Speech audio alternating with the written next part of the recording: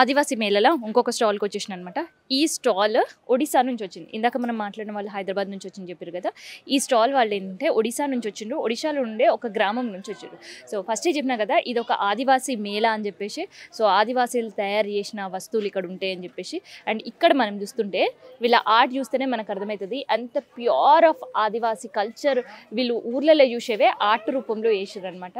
So అవే డ్రెస్ల పైన కావచ్చు, అవే టీపైస్ పైన మనం వేసే క్లాత్ పైన కావచ్చు, వాల్ పైన వాటి గురించి కావచ్చు, లేదంటే ఇట్లా మనకి ఎవరికైనా సర్వ్ చేయడానికి ఉండే ట్రేస్ పైన కావచ్చు.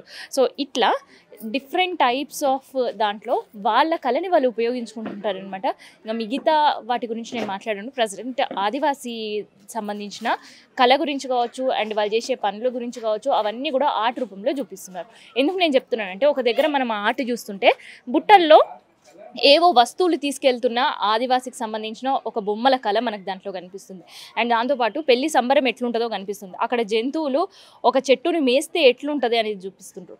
అండ్ అడవిలలో కట్టెల మోపు వాళ్ళు తీసుకుపోయేటప్పుడు ఎట్లుంటుంది అని చూపిస్తున్నారు. సో ఇదంతా కూడా ఆర్ట్ వాళ్ళ పల్లెటూర్లలో వాళ్ళ అడవులలో ఉండే కల్చర్ రిప్రజెంట్ చేస్తున్నారు అనమాట వాళ్ళ పెయింటింగ్ రూపంలో. అందుకని ఈ పెయింట్స్ చాలా కాస్ట్ ఎక్కువ అండ్ చాలా ఎలిగెంట్గా ఉంటుంది మన ఇంట్లో ఉన్నప్పుడు కూడా. సో ఒక్కసారి వాళ్ళతో మాట్లాడదాం. आप किधर से आए उड़ीसा में? उड़ीसा जासपुर से। जासपुर से जी मैम। जासपुर कैसे आपका गांव?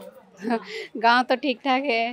तो इस बार तो मैं पहली बार मतलब आई हूँ हाँ मेला को एक बार। तो ठीक ठाक तो लग रहा है इधर। हाँ तो जो कला है अभी ये कला को क्या बोल दिया आप? सोरा आर्ट बोलते हैं मैम जी। तो हम लोग का आदिवासी का कल्चर मतलब आगे को ले जाने के लिए तो इस माध्यम से हम ऐसे ही एग्जीबिशन को लेकर ये सब बेचते हैं जी। तो कैसे लग रहा है आप आदिवासी का आर्ट अभी दुनिया को दिखाने के लिए बाहर आ गए गांव से? बहुत बहुत अच्छा लग रहा है मैम। हाँ बहुत अच्छा। ये तो देखने में छोटा कार्डबोर्ड का जैसा ही दिख रहा, पर ये आर्ट आप कंप्लीट करने के लिए कितना टाइम लगेगा आपको? ये तो मैम एक ही दिन में हो जाएगा। एक दिन लग जाएगा, ज्यादा टाइम तो नहीं लगता है ना, जल्दी ही हो जाएगा। हाँ क्या क्या लाए आप गांव से हमारे लिए इधर?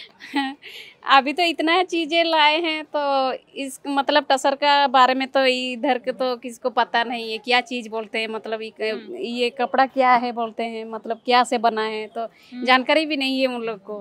तो एक दिन दिखाए, मोबाइल से दिखाए उन लोग को।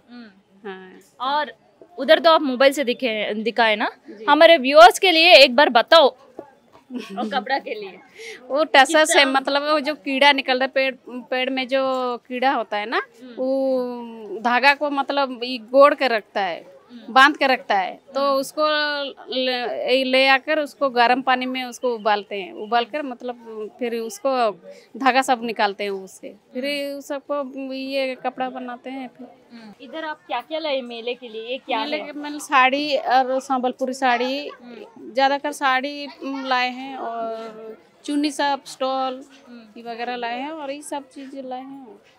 हाँ సో అనమాట ఇప్పుడు ఒడిశా నుంచి వచ్చిన ఆవిడ చెప్పేది ఏంటంటే మనకి ఇక్కడ కనిపించేవి చున్నీస్ కావచ్చు, డ్రెస్ మెటీరియల్స్ కావచ్చు అండ్ దాంతోపాటు సారీస్ కూడా తీసుకొని వచ్చారు. సో ఇక్కడ కనిపించేవన్నీ కూడా మనం పట్టుపురుగు తెలుసు కదా, పట్టుపురుగు ప్రాసెస్ తను ఎక్స్ప్లెయిన్ చేసింది మనకి ఇప్పటి వరకు. సో ప్యూర్ సిల్క్ పైన వాళ్ళు మోంగ్ సిల్క్ అంటారంట అక్కడ. సో ఆ మోంగ్ సిల్క్ దానిపైన వీళ్ళు చేతితో వేసిన హ్యాస్టిస్ ప్రింట్ కొట్టారేమో అని అనిపిస్తుంది చూస్తుంటే, అంత బ్యూటిఫుల్గా ఉంటాయి. సో అట్లాంటికి సంబంధించిన ఎవరైనా హ్యాండ్లూమ్ ఇష్టపడే వాళ్ళకి ఈ స్టాల్ అయితే వెల్కమ్ చెప్తుంది. సో ప్రత్యేకంగా ఒడిశా ఆదివాసులు ఏర్పాటు చేసిన స్టాల్ ఇదన్నమాట.